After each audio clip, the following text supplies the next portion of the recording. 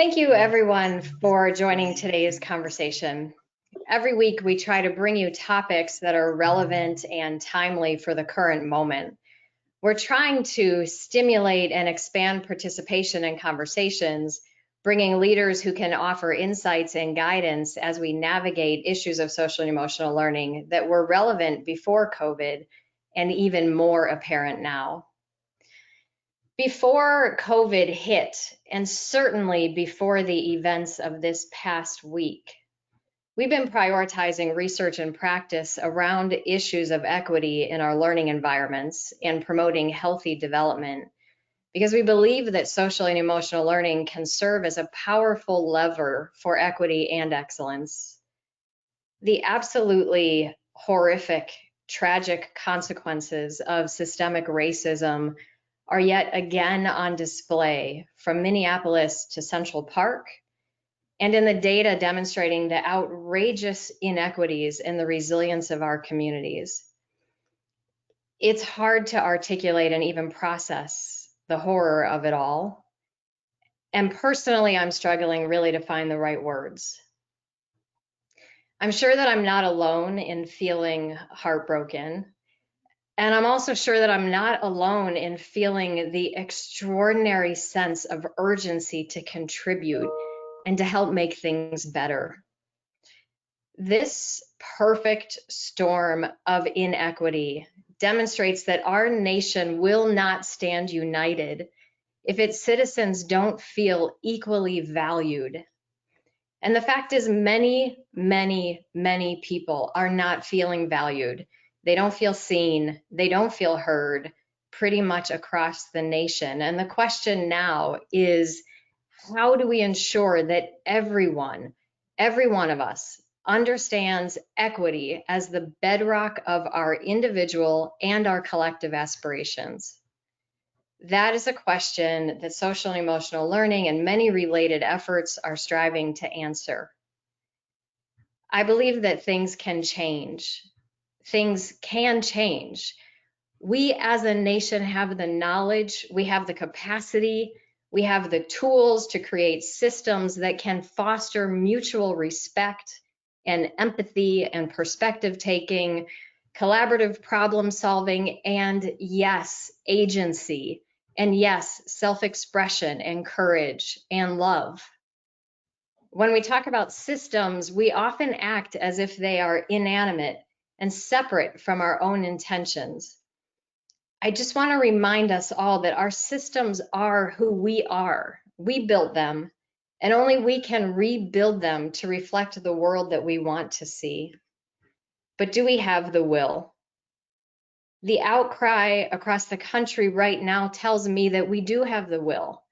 Now is the ideal moment to invest in the spaces and the places where our youth, where our children are engaged, where they learn and where they grow, in school, in families, and in a range of out of school and community settings, so that we can equip them with what they need to help create a more just and a more harmonious world. What could be more important at this time? I'm not sure I can think of anything. Today's discussion really could not be more timely. The urgency of equity. It is truly my honor to introduce you to two great thinkers, two great leaders, and two truly good people who've dedicated their careers to help better the lives and the opportunities for youth. Karen and John, please join me on the screen. Neither one of them really require much of an introduction. Let me start with Karen. Many of you know Karen Pittman as the founder and CEO and the president of the Forum for Youth Investment. The Forum for Youth Investment is a national action tank committed to changing the odds that all children and youth are ready for college, for work, and for life. In addition, Karen is associated with a bunch of really important things. She was a former commissioner of the Seed Commission, a principal partner for the SOLD initiative, and the co-creator of the readiness projects with AIR and Urban League. She's also authored many articles and videos and books on positive youth development. Now, John King. John King is the president and the CEO of the Education Trust. While he currently is leading the national nonprofit that seeks to identify and close opportunity and achievement gaps preschool through college, he previously served as the United States Secretary of Education for President Obama. While you may have known all of that, you might not have known that he began his career as a high school social studies teacher in Puerto Rico and in Boston as a middle school principal. I could go on and on about both of these exceptional leaders, but I do want to reserve the time for this important conversation. So without further delay, I'm going to go off camera and turn it over to Karen and John. And it sounds like we're having a little bit of feedback. Let's see if that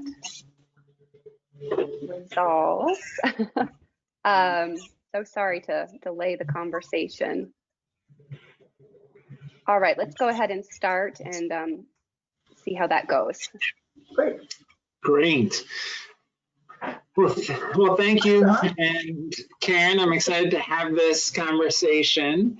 I'd love to dive right in by hearing kind of your reflections on this moment and the equity implications of this COVID-19 moment and the current moment in the country. Wow. Well, first I want to thank Karen Nemi for kicking us off by putting us in the immediate context of the horrific things that have been happening this week, which unfortunately don't surprise us anymore, but they sadden us to a point that it's challenging to have these conversations and stay optimistic, but we will, at least for the next hour.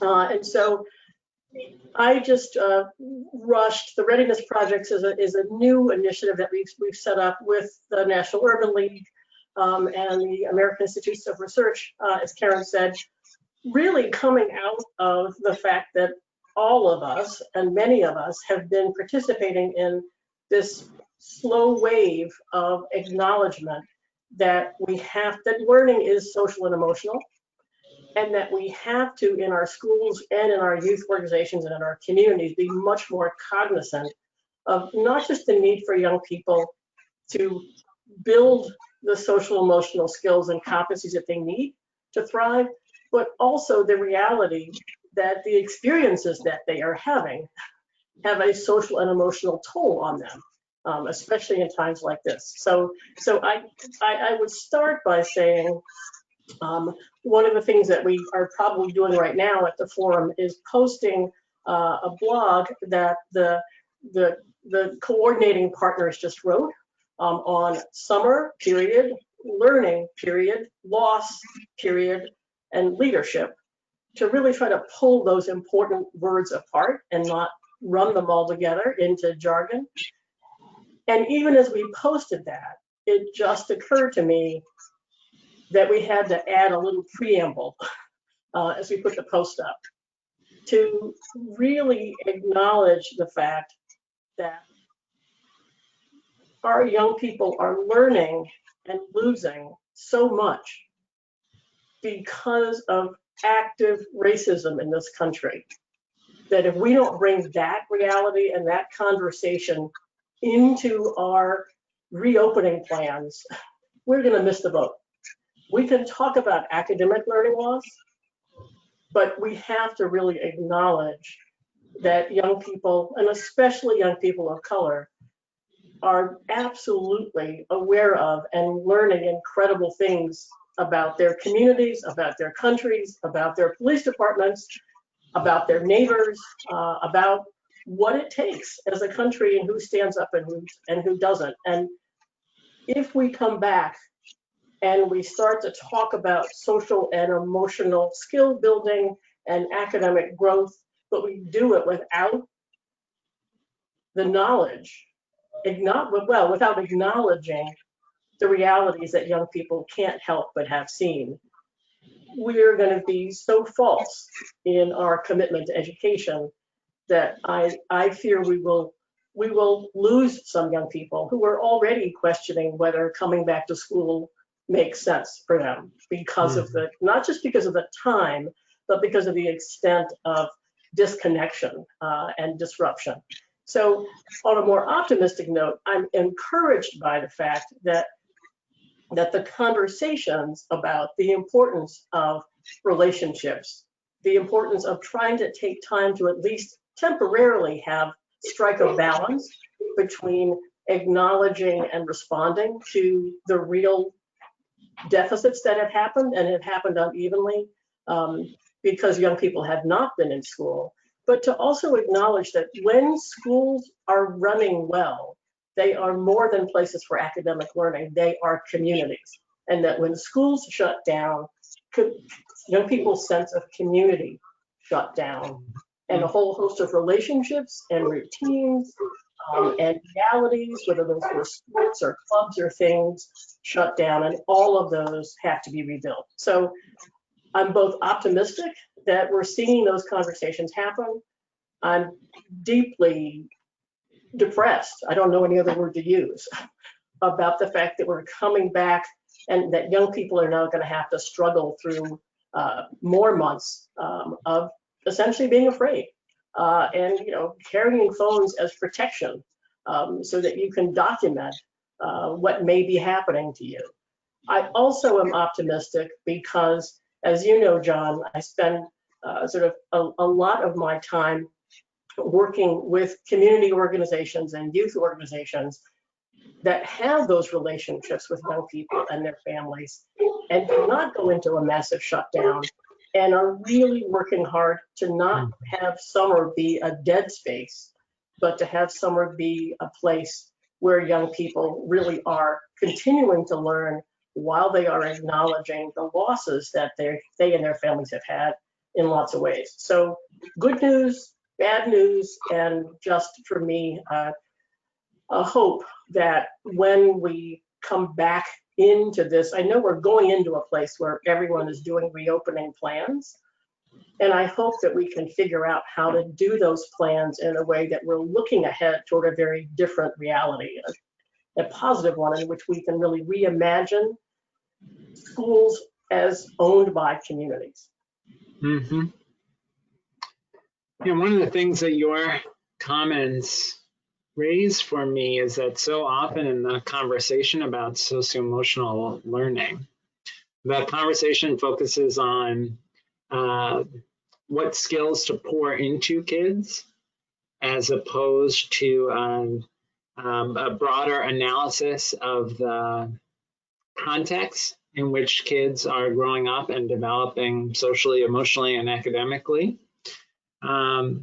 And I think this is a moment that reminds us, both around COVID-19 and around the issues of police violence and race that we are grappling with as a country, that we've got to ask, what are we doing at the system level to support kids? What is the climate that we're creating at the community level, at the school level, at the classroom level, that either supports or undermines their socio-emotional development? I think about when I'm thinking a lot this week about when I was secretary, I went to St. Paul, Minnesota, to the school where Philando Castile worked in the cafeteria. Philando was killed by police in an incident in Falcon Heights, Minnesota. He worked in the cafeteria in a Montessori school in St. Paul, Minnesota. And I went, to convey my sadness about the loss of Philando's life, to convey the President Obama's sadness about the loss of Philando's life, and to try to mourn with the community and to heal with the community. And I've been thinking a lot this week about that visit. I remember going to the school and having a meeting with staff and parents, folks who'd worked with Philando Castile. Kids called him Mr. Phil. He was very popular with the kids. He was very engaged with them, and he thought about his job as being a part of this educational community. And I was struck in the conversation by a few things. A very diverse school. That for many of the white parents in the community, they had not necessarily thought a lot about the interactions between the police and people of color in the community. And there were a lot of folks who were surprised by what happened to Philando, but also surprised to learn that he'd been stopped by police, I think, upwards of 30 times, often for trivial reasons, pretextual reasons. They were surprised to hear from some of his African-American colleagues about their experiences with the police. I remember one of the folks who worked at the school talked about how, a white woman talked about how she'd never really interacted with police her entire life till she started dating the man who would become her husband, who was African-American. And then she interacted with the police a lot because of how frequently he was stopped. And we're talking about how race operated in a community that thought of itself as progressive. I think Twin Cities would think of themselves as progressive and as a place that cares about equality, but there are these simmering tensions around race. And as we left the conversation, one of the parents stopped me and said, you know, a white parent said, you know, I think for my kids, their experience of talking about race is that things were bad, Martin Luther King came, and then everything was better. And his parents said, you know, that's wrong. That's not true. And the issues are more complex and they're more present. And I want school and our family to help my child understand that. And so as I think about this moment and what socio-emotional learning requires to do it well, one has to integrate and center issues of racial equity and talk about how these issues affect life in the community, life in the school. We have to talk about racial disparities in discipline. We have to talk about racial disparities in our criminal justice system. We have to talk about the racial disparities in healthcare that we're seeing in the COVID-19 era, where you've got 30% of the folks in Chicago are African-American, but 70% of the people dying from COVID-19 are African-American. But like how we approach SEL has to be with a social justice frame. So I just so appreciate your sort of broadening the vision for SEL in, I think, a really powerful way. When you think about what folks need to do to prepare for next school year, or even community-based organizations that are supporting young people over this summer, what kinds of questions should they be thinking about? It's a great question, and we have been thinking about it a lot. You know, I want to pick up on what you just said in the litany of disparities that we know exist across every life domain, and the fact that our schools are the central systems that we have charged with sort of the commitment that young people can thrive. But our schools are not equipping young people to have the conversation that you just had. It shouldn't just be that the adults are the folks who are looking at these disparities.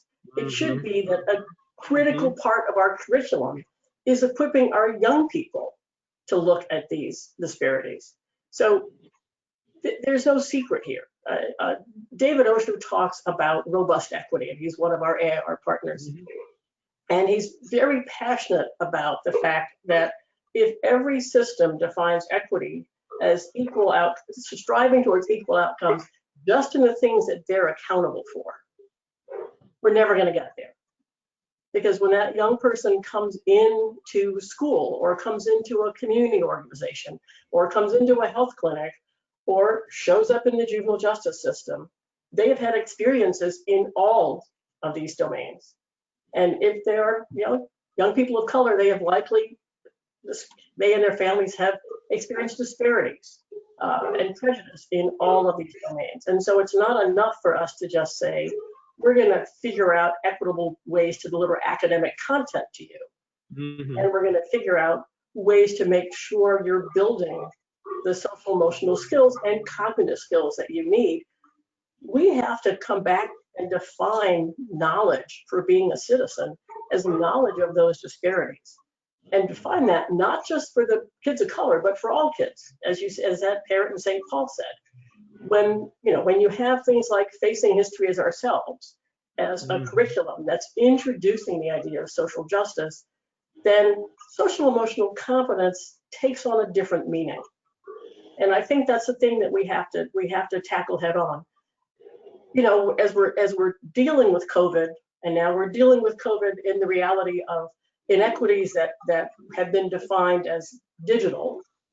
We're overlaying now these long-standing inequities that are just associated with racism. We've got to figure out how to not blend together the importance of working on social emotional competency building, which is called SEL, the importance of helping young people recognize and deal with trauma and adversity, which many of them have had, the importance of really bringing a social justice lens into our work and helping young people grapple with these ideas, and then the idea of really culturally responsive education. All of those have slightly different meanings. Sometimes we run them all together. If there was ever a time to get very clear about what each of those means and how we really shape not just how we teach, but what we teach to young people, this is the time when the system has been disrupted. It's also the time to go back to your story. It's also the time to acknowledge that half of the people in schools are not classroom teachers. They are the bus drivers, the janitors, the counselors, the cafeteria workers, the librarians, the building administrators, etc. And often those people are more likely to look like the kids. They are more likely to be from the kids' communities. They are more likely to have relationships with those kids. And they have more time to not teach social and emotional skills, but actually help young people practice them and apply them in ways that are useful. And a word that we haven't said yet, they have relationships with our young people that are often the sticky reasons why they're coming to school, why they think they're being seen, why they think they're being known. And that applies to Black and brown kids, but it applies to all kids. So another thing that I hope we can do as we're really coming back to not just rebuild better is to also rebuild broader, to really acknowledge all of the adults, including those adults in the building who are not charged just with academics. And that does not mean that teachers don't build relationships and teachers don't care, but it does mean that if we're going to take the power of what we know from the science of learning and development and argue that all experiences matter, then all adults matter, then every experience is an opportunity for learning something and demonstrating something and making some relationship. And so we need to use all of those. If there's ever a time for us to do that, and then recognize the assets that are in the community that young people are already connected to. And then I know one of the questions that came in was, we also, as we're having this conversation about rebuilding better and coming back broader, we have to have specific conversations about teenagers. Every time, in the youth world, I think we're more sensitive to talking about adolescents versus little kids, et cetera. We've got systems. This is childcare. This is early childhood development. These are programs for teenagers and for young adults. And if we have a K-12 conversation in which we really don't zoom in on both the different ways in which our adolescents have experienced loss in terms of routines and rituals in their lives that they were looking forward to, and the different ways that they can contribute, and the stickiness of the relationships that they had with people in the building and people in the community, we're also going to lose a lot of them. So I think that we've got an opportunity to just get rid of some language that keeps us operating at superficial levels.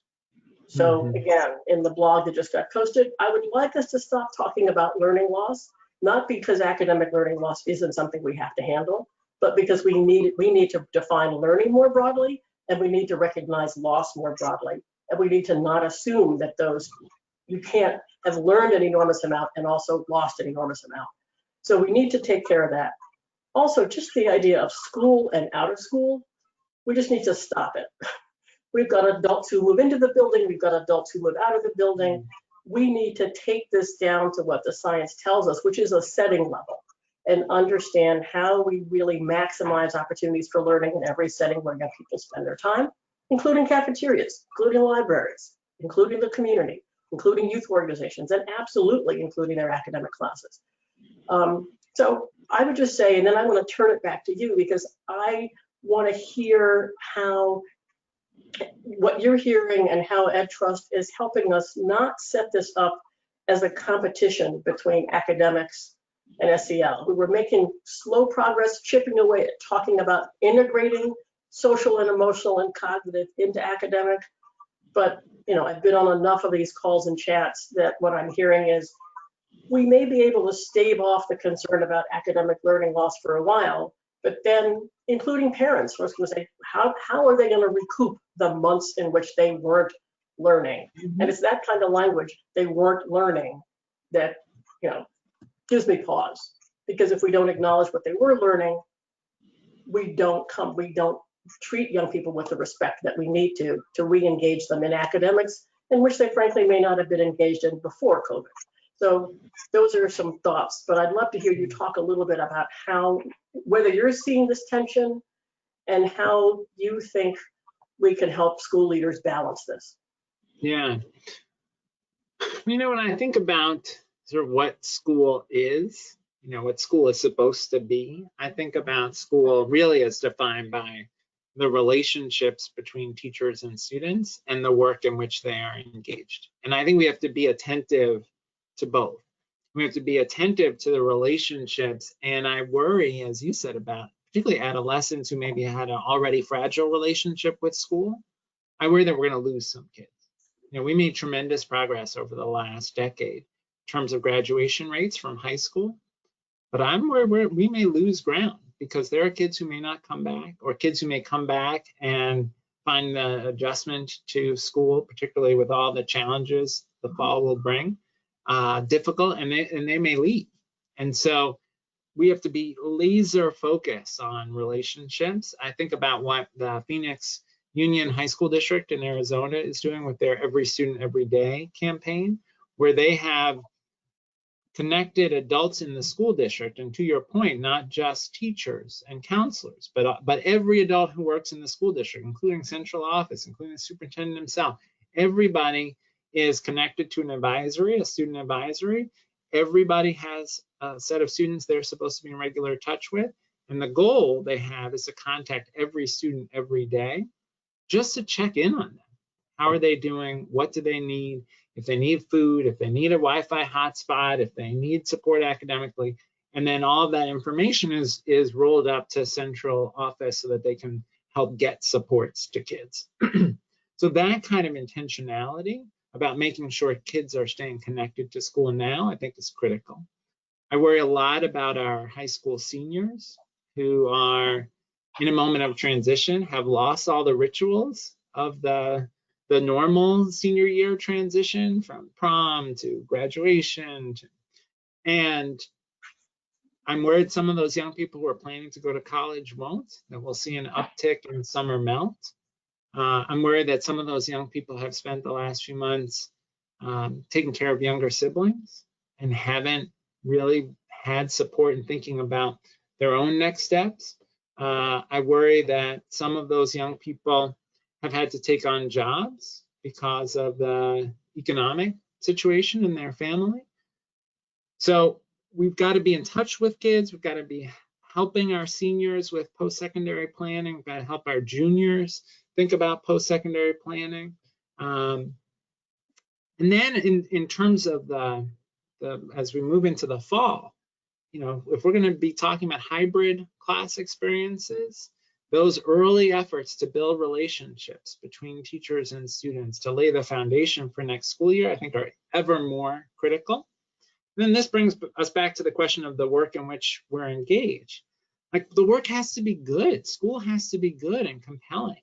And I think, sadly, what we've seen across districts is real wide variation in what school has looked like for kids over the last few months. From really smooth transitions to online learning with engaging activities where kids are doing science experiments and projects and doing research and collaborating with peers, to other places where kids still don't have devices, or at least not a device that every child in the house can use to get their work done. Kids don't have Wi-Fi access. Kids and particularly in some of our high needs districts, have not gotten very much instruction at all. And teachers haven't gotten very much support or professional development around how to provide distance learning instruction. So we have a lot of work to do, I think, to make sure that the learning is good, that the content of the teaching is strong, that students are developing the skills that you need to do asynchronous work well. I mean, some of the challenge I think we're seeing is that kids weren't necessarily learning pre-COVID about goal setting, time management, asking questions when they need help, integrating feedback into their work, all the routines of sort of project-based learning or more independent learning. If those weren't established beforehand, very hard to do to create those, cultivate those overnight as we shift to distance learning. So I think there's work we need to do on the intentionality of the instructional learning experience, as well as the intentionality of the relationship development. And we need to be thinking about how we make up for what kids aren't getting in terms of sports, arts, theater. So many of the things that happen that require community, that are much more challenging in a world of physical distancing. And some folks have tried to be creative about doing that in an online space, but we need a lot more of that because we have to keep kids connected and engaged and passionate about school. So we have, I think, a tall order in planning for next school year. And I worry a lot that because of the financial uncertainty, states and districts think about the impact of the COVID-19 economic crisis, that there's a bit of paralysis around planning for next year. And we can't afford that. We have to have very thoughtful planning on both the relationship building side and the instructional side. I couldn't agree more. So I'm going to do a both and that is everything that you said. And I think we also have to see this as an opportunity, whether it's through the mayor's office, whether the mayor's office has a children's cabinet, whether there's a coordinating body or a council, there's a public-private partnership. If we go to this idea that multiple systems have been disrupted, multiple systems are going to face budget shortfalls. Multiple systems are making hard decisions about what they should cut. If we don't, as help communities, have solid, shared, science-informed visions and definitions of what learning should be, of what thriving looks like, and of what good learning environments look like and where you could find them, and where in particular young people who can vote with their feet have already found them. We don't do that. We're going to do harm in multiple areas. We've got some cities that are saying we can't do summer employment, youth employment this year. Sorry, that's gone. We're closing the rec departments. Sorry, that's gone. Those kind of decisions are not just happening because of COVID. Right? We're in a space in which the excuse for decision making is we have to be virtual, but the underlying challenge is that we don't appropriately value all of and equip in terms of professional development, the resources, et cetera. We don't appropriately value all of the spaces where the cognitive development that you were just talking about happens. And I do want to come back to, when you talked about young people need to have problem-solving skills and time management skills and teamwork skills. When we say social and emotional, we need to say social, emotional, and cognitive. All of those skills are the skills that are built, practiced, and strengthened when you are challenged with appropriately rigorous, relevant content of any kind. And that happens in lots of places. And for a lot of kids, that has not been school. So we've been in calls with organizations that are saying, we actually have teenagers who are thriving because in that month or so when schools closed and the youth organizations hadn't closed, and they opened up and said, come in here, young people actually were doing better.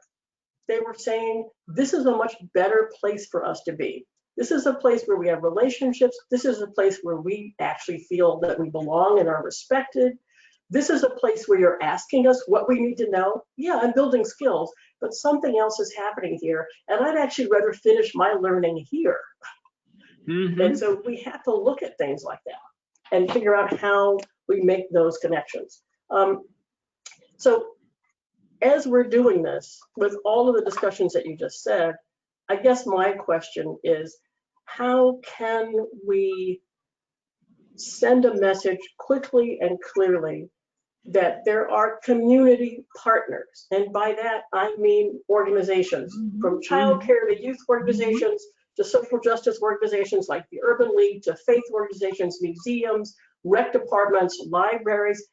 There are organizations that have people, that have time, that have buildings, that have budgets, and that have a commitment to learning and development, who need to be at the table, so that as we sit down and really try to figure out what is going to be a long haul of reopening slowly with pods and split schedules and all kinds of things, and young people who may have to take 2 weeks off to quarantine, we're going to need such a different approach to the traditional seat, show up and sit in your seat. That's that right. We need all those partners at the table together, and we need young people at the table telling us how they liked, where they learn best and how they would like to learn. Yeah. And families. So it's an opportunity. We have disrupted so many things. We're either going to have all of those siloed organizations and systems making independent decisions, which I don't think we have to think very far to figure out that those decisions made independently are going to disproportionately have an impact on Black and brown and poor kids. And so we're going to be having a bigger conversation about inequity. So what can we do, really? What can we do? What can our organizations do? What can we do with CASEL?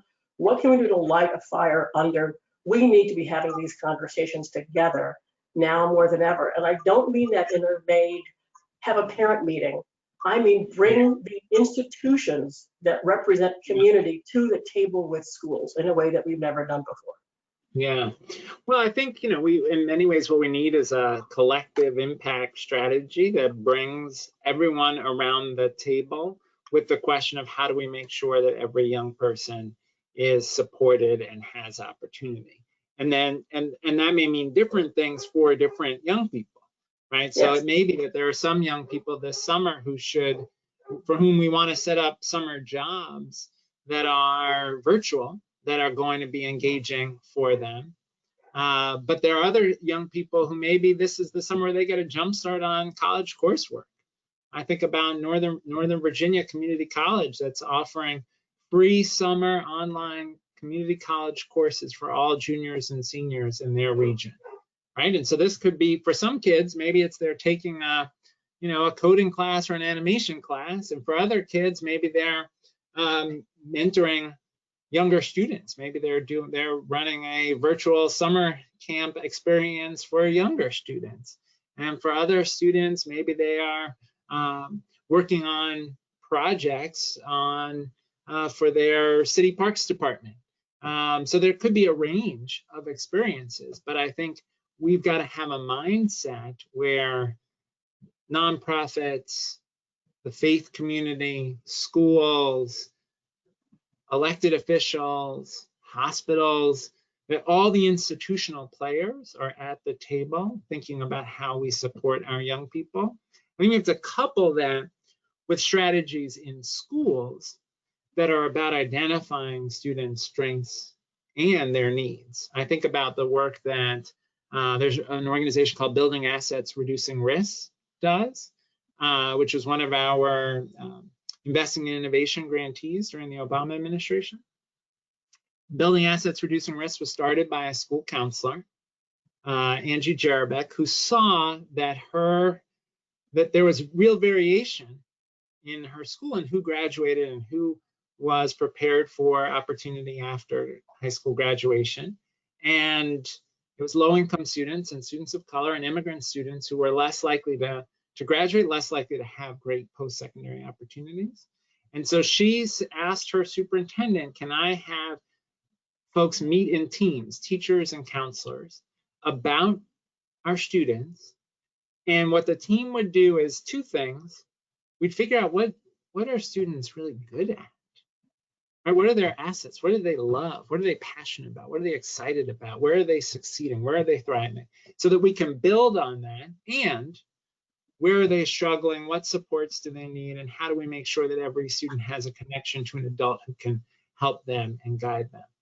And what they showed in randomized controlled trials, first at the school level, then at the district level, and now they're operating in districts all across the country, is that kind of intentional work to identify student strengths and needs could change outcomes. Better grades, better graduation rates, and their tagline, I'm not going to remember it exactly, but it's something like same students, same teachers, different results, sort of emphasizing that it's about how we organize ourselves that can help determine student outcomes. So we need that kind of work in schools alongside the community level collective impact work. And then we need some political work. And, you know, by that, I mean, we got to make sure everybody fills out the census. You know, if communities of color, if low-income communities, if immigrant communities don't fill out the census, they will get less resources. They will have less ability to get access to opportunity. So we got to make sure everyone fills out the census. If Mrs. Obama was here, she would say we got to make sure everybody votes. You know, she has an initiative called When We All Vote, which is about trying to make sure that young people register to vote, that we engage young people in helping to get other young people to register to vote, their parents, their neighbors, their community members. But we need folks to participate in our democracy if we want a stronger, more resilient, more equitable future for our economy. We need to strengthen our democracy. So we've got to operate at all these different levels, at the community level, at the school level, and at the level of meaningful political engagement.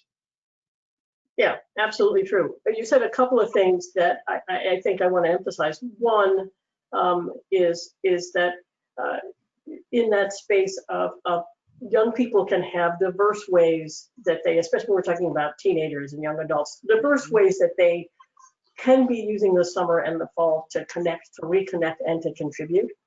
And one of the questions that came in was really, how can we have young people explicitly involved in the recovering and rebuilding efforts?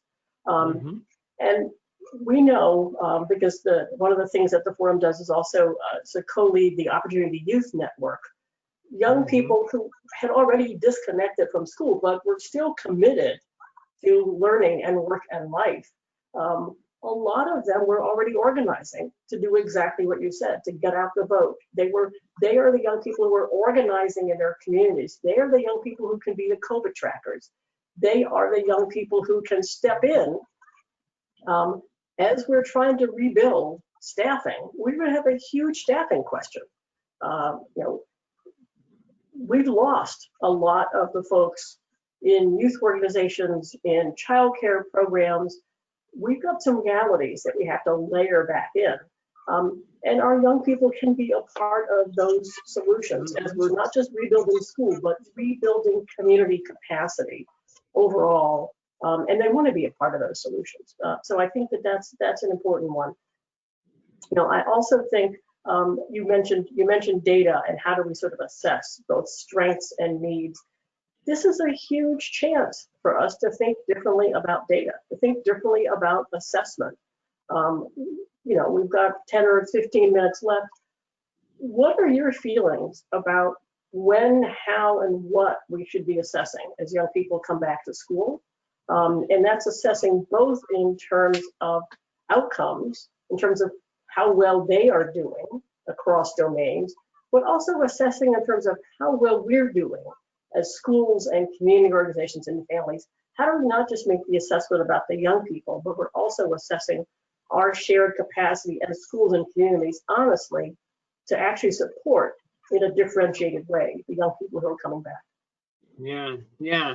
Well, I'd start with I'm not ready to let us off the hook for this school year yet. And I think there's some tough questions we have to ask ourselves. How is it that in the wealthiest country in the world, we still have kids and families who don't have internet access? We had places where we used to ask, do you have a device in the house? Not the right question. The right question is, does every kid have a device they can use to do their work simultaneously? We used to ask, is there internet in this community? Is there bandwidth? Well, now we know we have to ask a different question, which is this family able to access high-speed internet such that they can use the distance learning resources? And what turns out is that we've got cable companies that say, oh, well, you've got an unpaid balance on your cable bill, so you don't get internet. We have families that are mixed status families, undocumented families, where the cable company is asking for a Social Security number and other personal information. They're afraid to provide it in the current climate.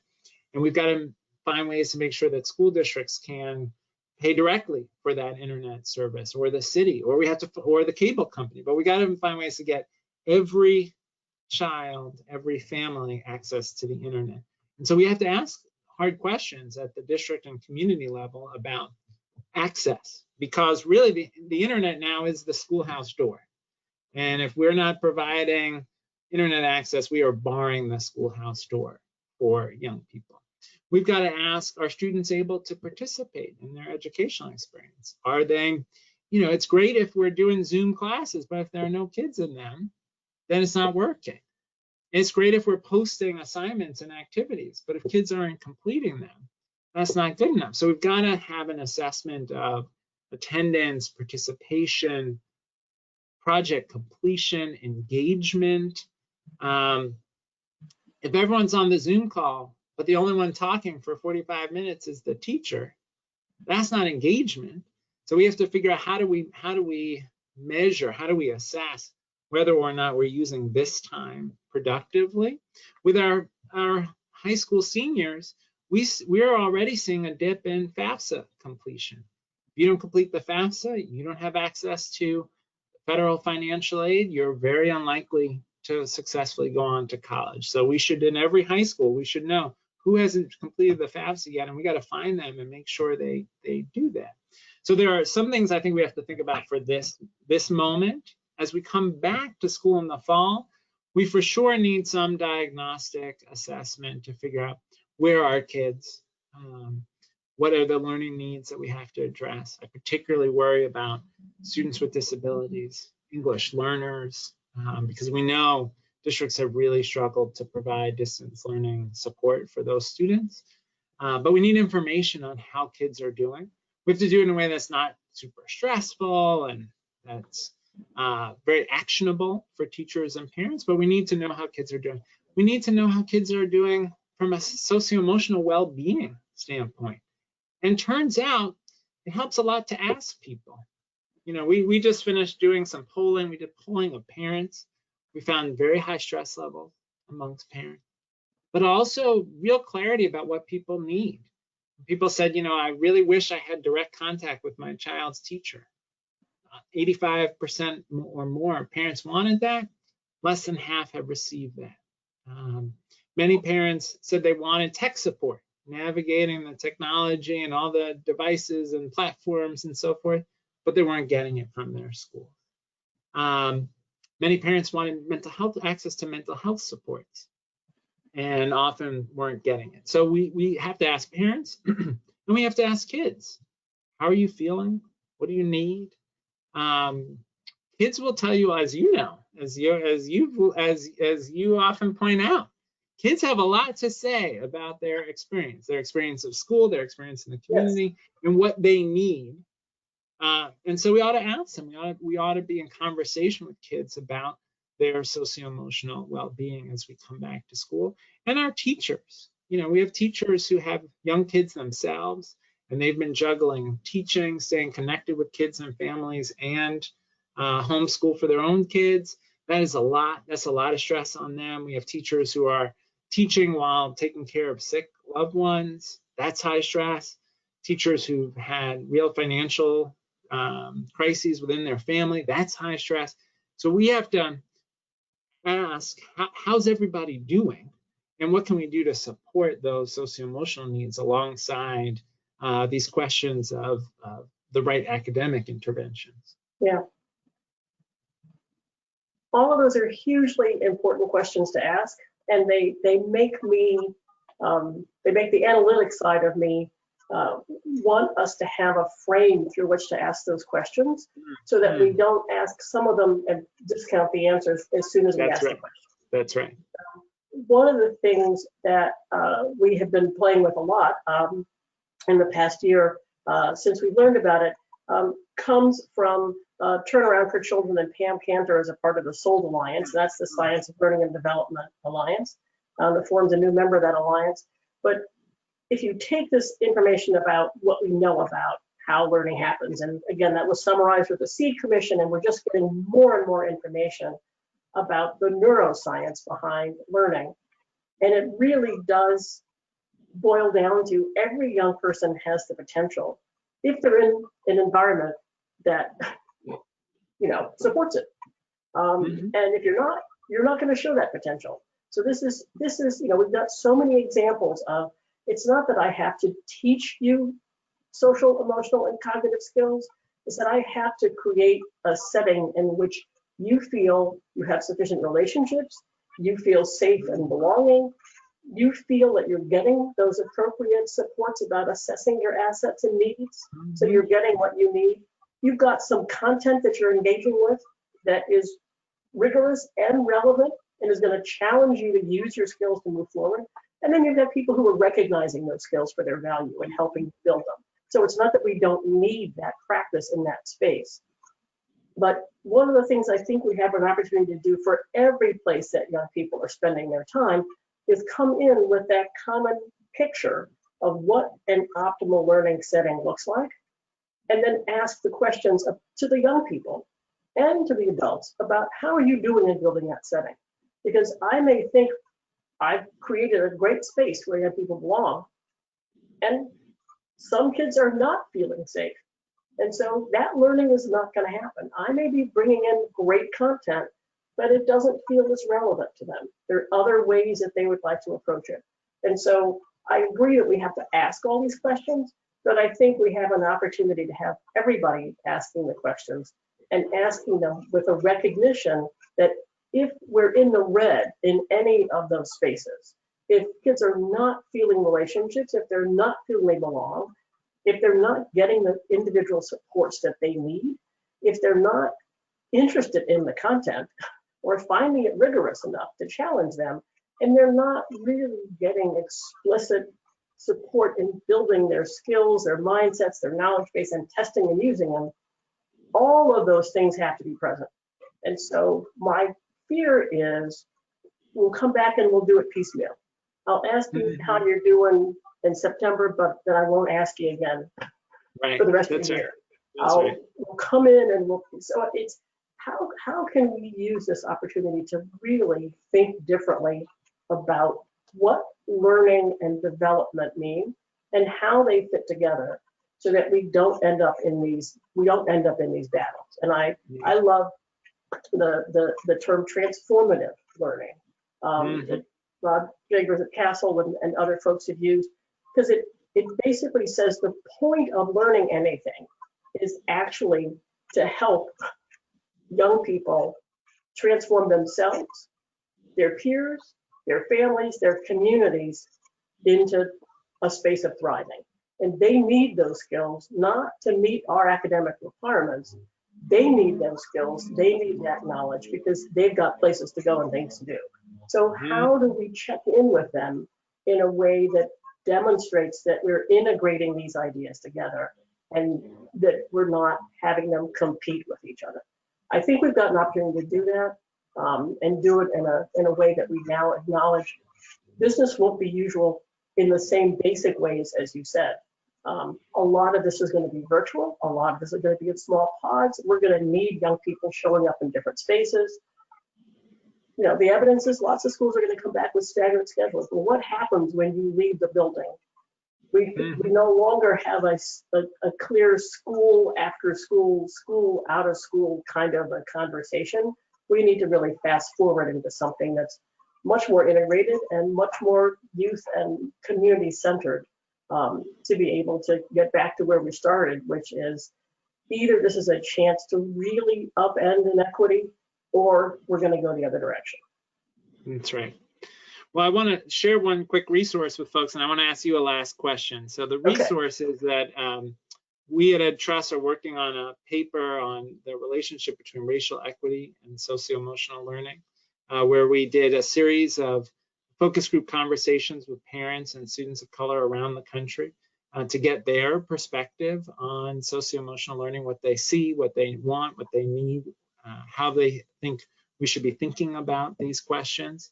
And so that paper will be out shortly, and folks can find it at edtrust.org and sign up for our newsletter where they'll get a early look at that paper. So last question for you. I know we're at time. I have a friend who has a podcast, DeRay McKesson. He asked in that podcast a piece of advice that you've received that's been meaningful for you. And I would say, what is a piece of advice, Karen, that you've received over your incredible career in advocating for young people that you think it's important, a piece of advice that you've received that was meaningful for you, that you think it's important for people to hear and think about now in this moment? I think one of the things that I come back to a lot that I got from David Weikert, who started the High School Educational Research Foundation 60 plus years ago, and sort of trained me in youth development before I knew what youth development was, is really to trust the learner. I mean, that's my entire career has been built on learning is what we are wired to do. And we have to figure out how not to get in the way of young people learning. How do we enable learning, but not assume that it's our responsibility to impart learning? And as we come back together, you know, the piece of advice that I will offer to all of us is respect the learner, respect the learning environment, respect our families, take an asset approach into this. We are in times of incredible adversity, but nonetheless, the human potential is there for learning, and we just need to be more creative in supporting it. Great. Thank you. It's always such a pleasure to spend time with you. Wonderful talking with you.